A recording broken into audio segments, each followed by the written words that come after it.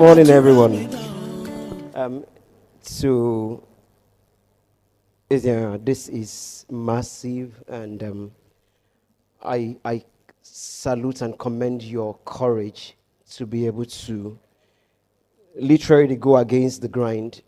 It's not easy to rewire and to re-engineer people's mindset about most things that we've come to accept as being normal. Don't be scared.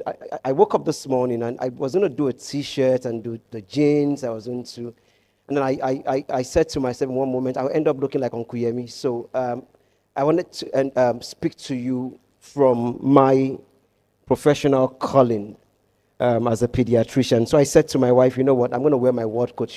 She goes like this man. But it's all good. So nice to see the noisy pediatrician Iorena also doing a massive job, a wonderful aburo that I love and respect deeply as well. All right, so I want to speak to you over about 10 to 12 slides, very precise and very simple thought processes regarding our children and regarding what we feed them. I want to believe that you have my slides. All right, cool. So let's next slide, or the first slide. All right. I'm sorry that I'm going to be starting on a rather scary note, but it's important to state this very early in the conversation. I have searched deeply in all the literatures, and I've tried to keep myself updated as a clinician, and all of the literature say the same consistent, grim story of the contribution of diet to death globally. My initial suspicion was that in developed world, because of the high risk of accidents, high risk of tobacco consumption and drug abuse and the rest, that it should be a different story in terms of how much diet appears to be contributing to the morbidity and to death.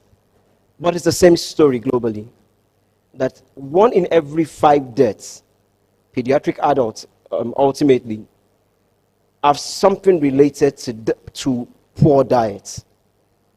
Tobacco doesn't even come any close in terms of the overall percentage. So the burden of poor or unhealthy dieting is actually deeper than most of us can imagine. You know, one of the things that we had to learn in the course of training as pediatricians and training as doctors is that it's so easy when you hear the word malnutrition. What comes to your mind? Skinny children in Somalia, starving, bones showing.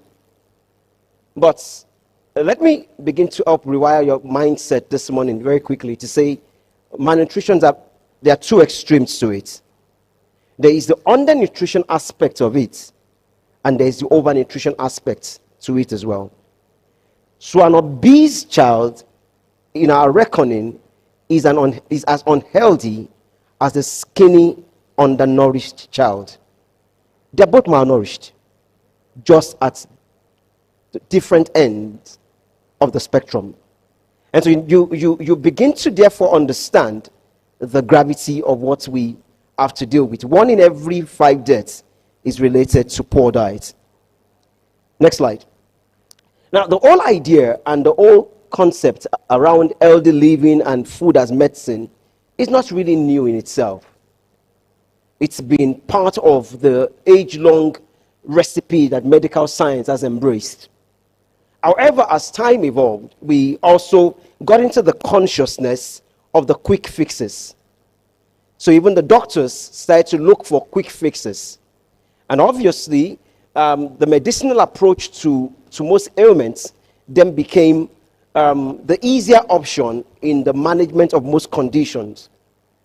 And so over the time, over the last decade or century, we slowly began to lose the art of the consciousness of what we eat, and food has been an integral, or diet been an integral part of that, to quickly deciding what can we do quickly to sort out the health-related problems. And being able to sit in a conversation like this is helping to take us back to the core and an integral part of what medical science really should be doing. Next slide, please. And I heard Anna's presentation, and she's very wonderfully and very excellently gone through experiences from the hospital to the church to parties. Let me share my own experience from the consulting room aspect, and I'm going to start by asking you a question. How many have kids less than 6 years here? Okay, good.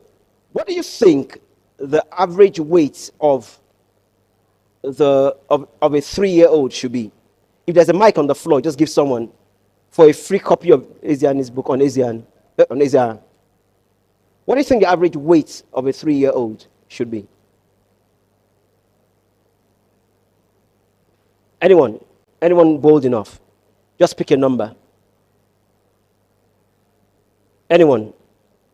What do you think the average weight of a 3-year-old should be? You think it's 12 kg.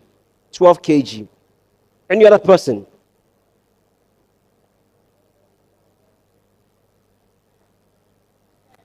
Ten kg. Any other person? There are people who are very 15, 11 to 13. Anyone for a higher number? So interestingly, an average 3-year-old, the peak value would be about 2n plus 8, so that would be 2 times 3 plus 8, would be about 14 kg. 14. An average 2-year-old would be 12 kg. An average 1-year-old would be about 10 kg. But you see, I'm seated in a room with honest people who are not pressured. Because on the average, when I'm in the consulting room, one of the things I have to deal with, and for a number of years before I went back into public practice, I worked in a private hospital on the island. I was working at Faith City as the pediatrician for about 18 months. And one of the things that I see regularly, parents come in with a child that is otherwise healthy, a child that is otherwise looking well-fed, well-nourished, and they go and they look at me and say, "Doctor, look at him, he's not growing. Skinny." Okay? So I often I look at the mother who is telling me this. She's about 4'5".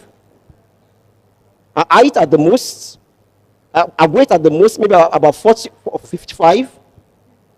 And then she's here looking at a child and saying, "Oh, he's not growing." So I ask her, "What do you think the weight, let's pick an average 2-year-old, should be?" And then she goes like, "I think about 16 kg. And then ask her, "So how did you decide on this 16 kg? And she goes, "Have you seen his classmates, even his cousins?" And then I realize, okay, so it isn't so much about the child not growing, as much as a comparative analysis to the cousin, to the classmates. Because at the end of the day, at the back of our mind as parents, it's a reflection of affluence. It's a reflection of your skill as a parent. And that they will just think, I'm not feeding them. Okay. And I can relate. So one of the first things I try to do is, okay, let's calculate what the average weight should be. And then in 110% of cases, the children are even moving towards the overweight side already. In a number of cases, they are obese outrightly. So I'm scratching my head and I'm thinking to myself, okay, so I start with the mothers. So I have a naughty corner in my office when I used to consult in Faith City. And I just said, "Can you just go there for about 2 minutes, face the wall, pray, ask for forgiveness, for trying to project to your child your own inadequacy amongst your battle. And this sometimes is the fundamental problem I have to first correct as a pediatrician. That there is a weight scale for children. And your skinny child, it's often first and foremost a reflection of the mean parental size. If you are 4'5" and you marry somebody who is just about 4'7", you ain't going to give birth to a child that's going to be 4 feet, about 5 maybe at the most, but you want the guy to play basketball. You're starting on the wrong path already. Too late. And as I said, it's not a reflection of how good you are as a parent. And don't let anyone judge you strictly on the weight of your children alone. The growth and development of a child is the weight is a part of it.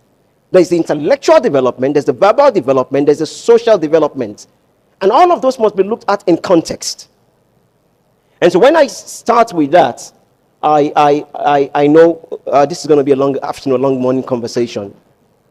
And unfortunately, because of the access to Dr. Google, we're not helped much. Because before they come to meet you, they've downloaded the file and they're like, okay, it's okay, let me explain to you how that works. This is the first battle I face as a pediatrician. I have faced over the years, I continue to face, and possibly would face for the rest of the practice. And so that's the first thing I want you to begin to ask yourself. Am I involved in the battle of the big fats? The big fat battle. Next slide, please. The other thing that is important, which brings us to a very scary set of statistics that we have to also deal with presently. Advertisements. And so you have the parental mindset come from peer pressure, and then you have this also being reinforced and being strengthened by wrong advertisements. It is said that in Australia, let me read it so I don't read the wrong statistics. When they surveyed a group of adolescents between 12 and 17, they found that annually over 14.4 million food adverts were viewed by children aged 12 to 17 annually. And unfortunately, some of these food items, which are not healthy, are marketed and advertised by celebrities and influencers. From the Tom Hanks to the guy who plays Superman. And so your child has a mindset already that if I eat this, I'm going to grow up to be Superman. And so we have, on the one hand, our mindsets partly fueled by societal influences and then being reinforced and re-enhanced by advertisements. And as most of you can relate, just last week, I was at a party for a 1-year-old. I wonder why they do those parties. Because after the time, I think it's just a reunion for the parents most of the time. Really, it's not about the child. Really, it's just a reunion, and it's halfway through the party, the celebrant is either asleep or cranky. And then if you're fortunate to have the older brothers, they are the ones who are enjoying the party. And then the parents are feeling all stressed out. I have a 22-year-old and a 20-year-old. And in all of my years of raising them to this point, I've always been a very smart person. So there was no 1-year-old birthday party. That I was certain in my mind. I was never going to do that. 10 was going to be the earliest time, because your recollection and your bragging right among your peers will probably start about that age. And I was not going to have a birthday party and then the next Sunday morning miss church because I'm tired. So here's the deal. Why don't you tell me where you want to go to? So by the time you are 8, I'm already asking you that question. I have 3 years to plan. Tell me where you want to go to. Pick a place. Pick the place, no problem. In their mind, I'm going to just send you off in a plane and just shoot you off to space. No, I'm coming with you in the morning. So I'll go with you, with all the family. We get to enjoy a restful vacation. You have your cake when you wake up. When I come back, I'm rested. And I don't feel bad. When you grow up and you have your own children, do party for them.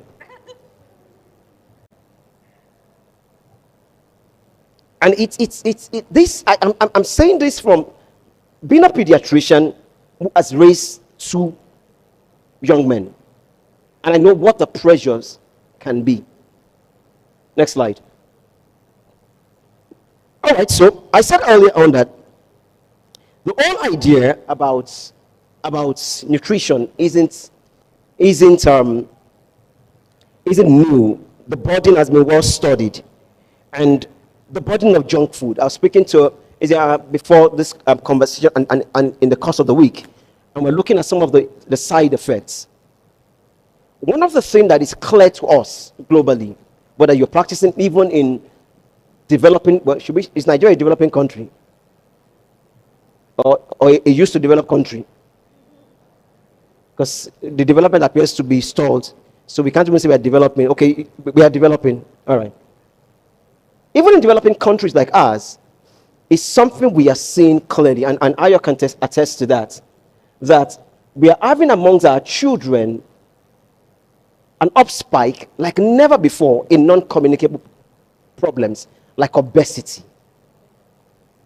It's interesting that unfortunately this hardly go as a lone ranger. It's coming with diabetes in children. I work in the emergency room presently in a public facility, and in the last 1 month we've had to manage at least 3 or 4 adolescents, the youngest of them being about 7, with diabetes. And it wasn't just that the sugar went up, they came in with diabetic crisis. Either unconscious, or they were having a seizure, or they were just not well. 7. And so the long-term effects, we're having hypertension in children because there's an increase in the cholesterol intake from the diet of our children. He started out as trying to be good parents. Just keep the child quiet while you walk. So, am I going to have my pizza after this? Oh, sure. Just got to meet these targets. Are we going to KFC after this? Why not? Got to meet these targets. And so it has become some sort of pacifier for them. Let me shock you. I had a patient a number of years ago, about 2 or 3 years ago. She came into my consulting room, upper class. This was not in a public hospital. This was in another facility where I run their pediatric practice. Upper class by every level. Her hair was falling off. Her skin looked good for a child who was well fed. And I couldn't understand, looking at her from a distance, what exactly was taking place. So I started saying, she was about 2 years. About 18 months, 2 years. So I started to take a history from the parents. And they tell me, okay, tell me a feeding pattern. And then they go, yeah, da, da, da, da, da, da. And so in between, she's on milk. In between the day, how many milk does she take? And they go, well, not much. I mean, every now and then when we need to keep her quiet in the house, she gets a bottle of milk. All right. Sounds good. And sounds. So I said, you know what's happening to her? And they said, we noticed also that she actually plucks her hair by herself. The diagnosis was staring at me in the face. Iron deficiency anemia. Milk, someone rightly said, is the alcohol of children. Milk is the alcohol of children. So when you want to keep them quiet, you're 6 months old, you're 8 months old, and you just stick a feeding bottle in their mouth like, oof. They may look otherwise well on the outside, but sometimes They're sitting on instances like that. And so we did an iron profile, turned out severe iron deficiency anemia, started out on diet and iron supplements, and in about 6 months, nice hair, totally grown back. And I'm saying that these are things that we do that we do not even consider. Short term, usually, we all know the sugar rush, and it's real. I try once in a while to avoid getting myself. I'm a sweet tooth on the average, and I've had my fair share of unhealthy diets. In my days, when I was still on the king of the street of unhealthy diet, I used to have my bread with icing. You couldn't beat me at it. So all my friends that bake, they just have the leftover icing. So you'll see me with a slice of bread, you'll see green, yellow.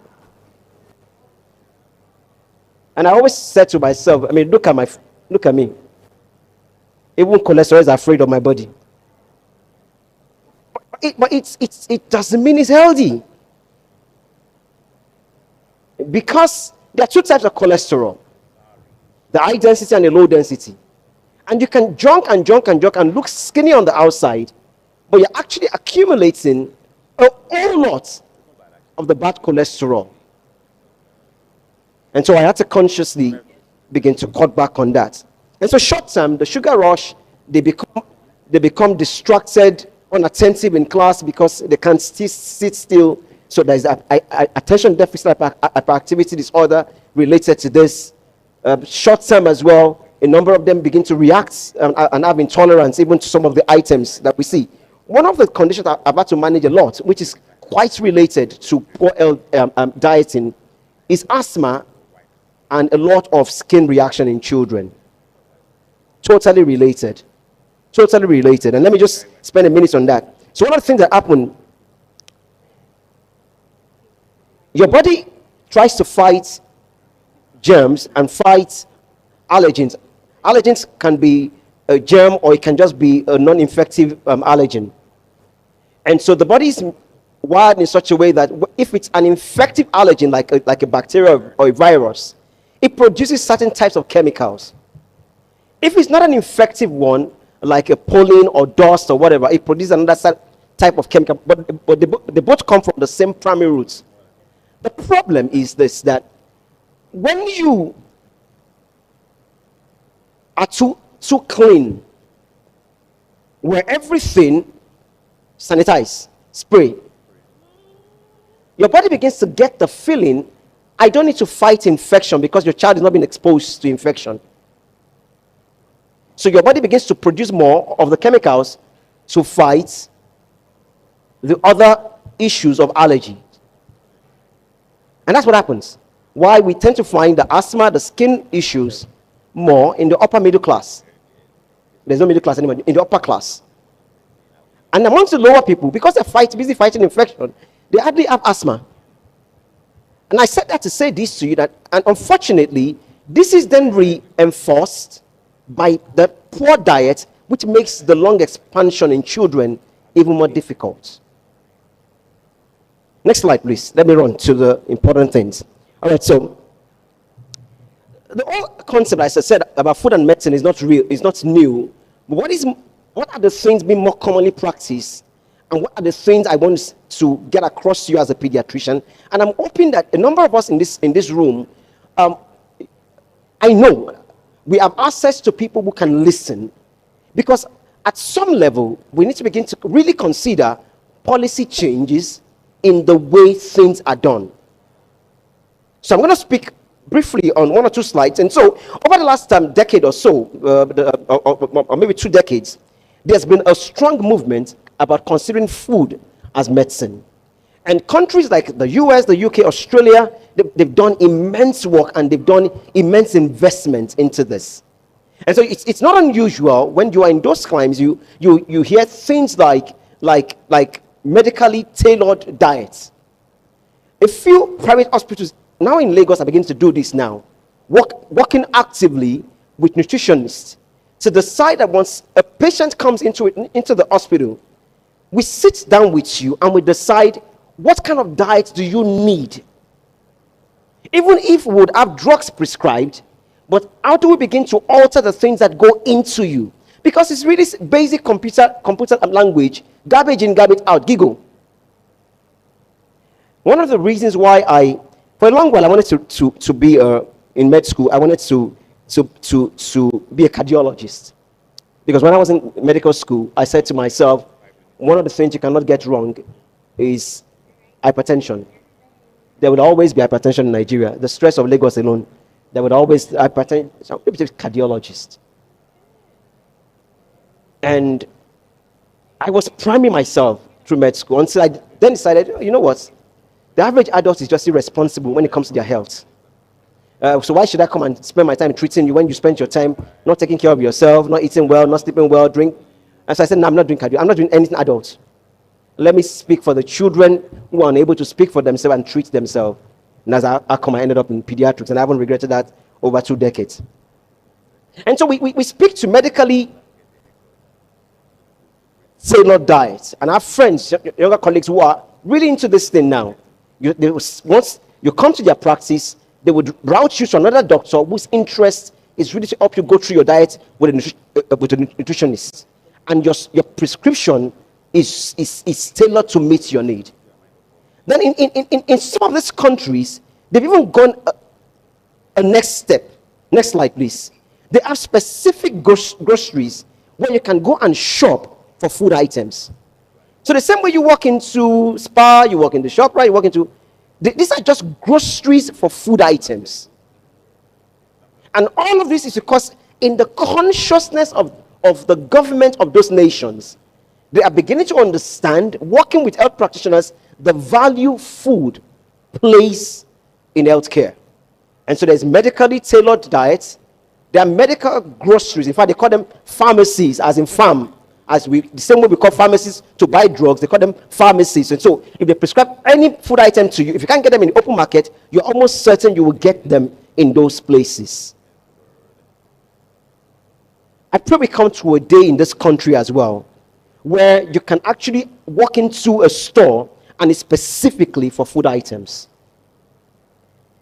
You know, a few years ago when I went to England, I realized that M&S Food is actually one of their most thriving arm of Marks and Spencer. The food line is one of their most thriving and sustaining.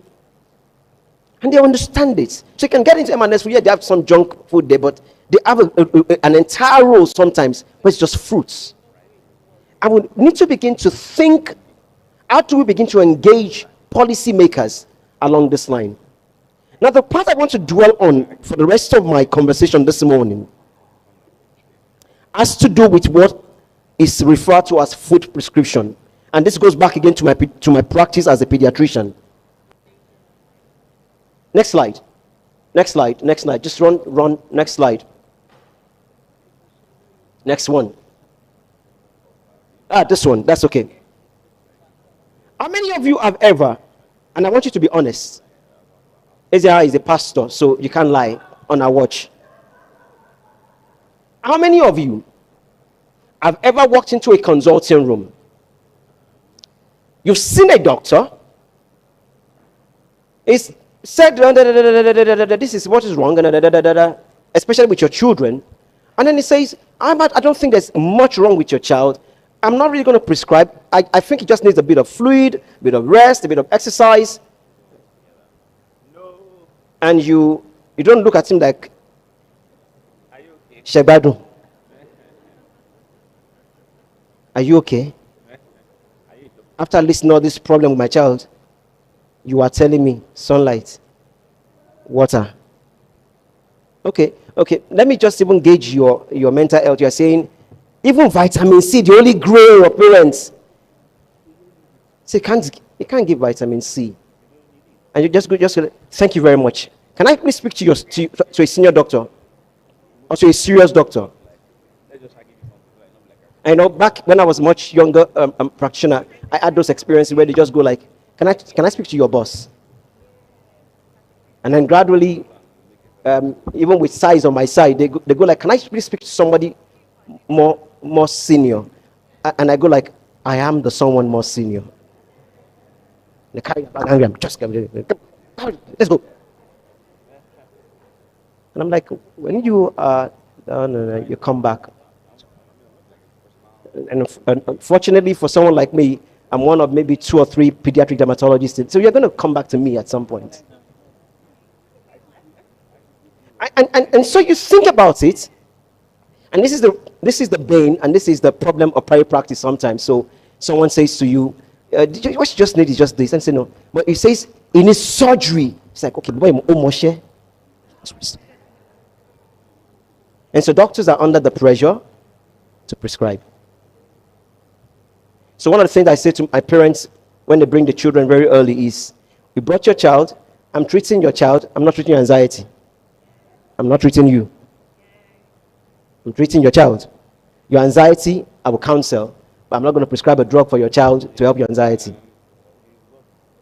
And it takes a bit of balance, because at the early stage, you also want to create the impression you're a good doctor. So I hear things like, so I ask, is the child taking any medication? No, he's not taking any medication. Are you sure? Well, he's taking his routine vitamin C. And I'm like, routine? What is routine about vitamin C? And then for the cough, for the cold. And I'm like, honestly? And they're going, yeah. So let me shock you. Vitamin C, and I want to say this with all sense of gravity, which is one of the most highly consumed drugs by parents through their children, is not a saint. When we have fixed drug eruption, which are reaction on the skin of children, vitamin C is one of the causes. Iron deficiency anemia, especially for children who take tea and take vitamin C. Your vitamin C is competing with iron for absorption. So there's nothing like routine drug except the child has got a diagnosed underlying medical condition, and the doctor says, take this. So, and I say to parents, and mark my words, in the next decade or 2, if we're not careful, we're going to raise drug addicts. It starts from the innocuous, your child brings the sweet vitamin C to you. Mommy, I haven't had my vitamin C. To, I haven't had my morphine. To, I haven't had my codeine. Because they're accustomed to the notion that there's something called drug every day. And I say to the parents, you are just raising addicts. So I say to them, in place of the routine vitamin C, what if we do fruits? That serves 2 purposes. It fuels the child and gives the child nourishment. But as I said, that's a lazy approach. They ask, where did you train again? Oh, you trained in Nigeria. I understand. When I go to Great Ormond Street, I talk to them.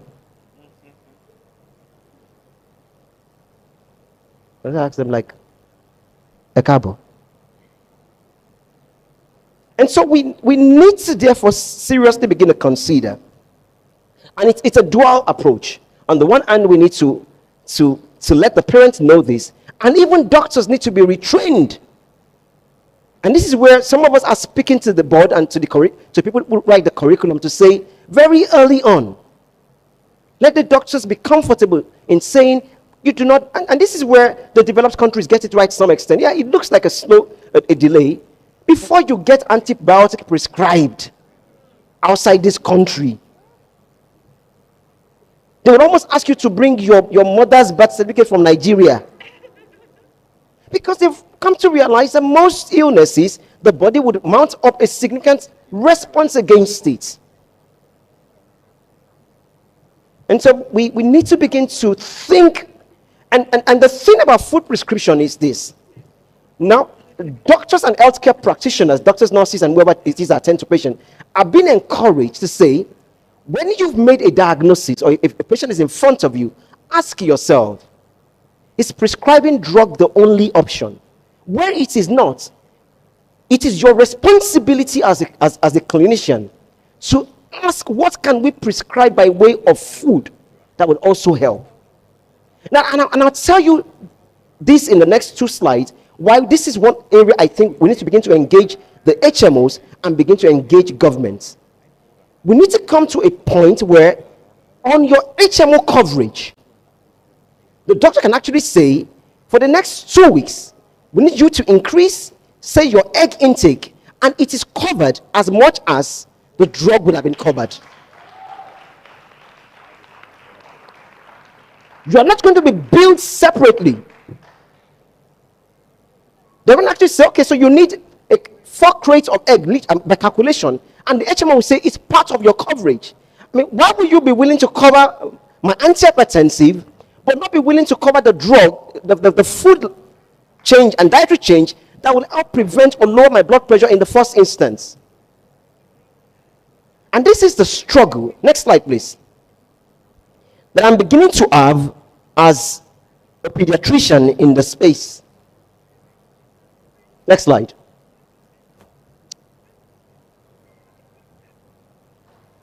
So I'm on the home run now. This guy has been with me for almost 10 years now.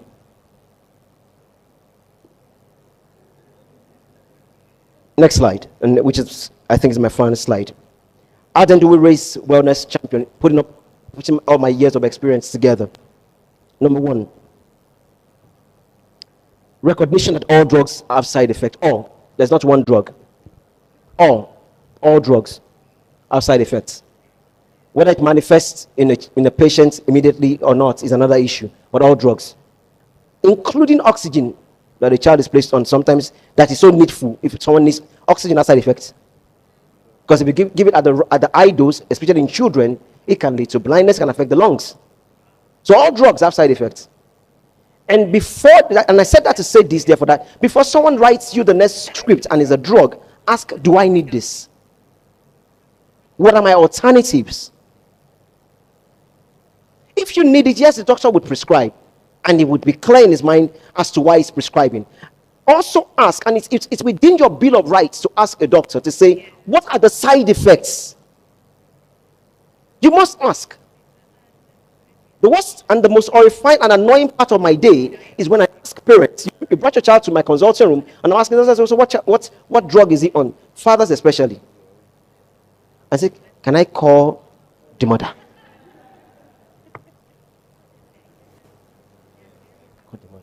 So you just go to the naughty corner. Just stand there. Calling the mother from the naughty corner. You must know the drug your child is on. I ask you, what's your shoe size? When was the last time you did your hair? Mothers, why not? If not. I ask you, what's the list of drugs your child. Actually, it's one yellow and red, like I'm Houdini. I should know what yellow and red is. I don't know. And so all drugs have side effects, and you must engage clinicians in that conversation. Number 2, I said earlier on, avoid the big fat battle. Your children are not your trophies to show off.